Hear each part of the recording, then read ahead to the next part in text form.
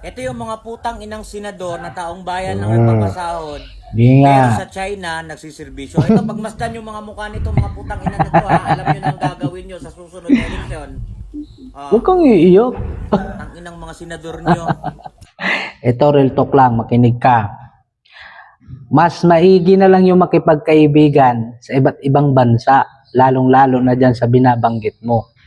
Kumpara dyan sa sinasamba mong puon na walang ginawa, kundi anlamunin ang kaba ng bayan. Ha?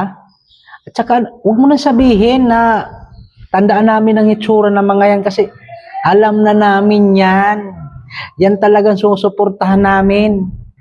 Kumpara dyan sa sinasamba mong puon, na hindi na namin yung kailangan pa na ipagsigawan mo, na suportahan namin dahil kilala namin yan.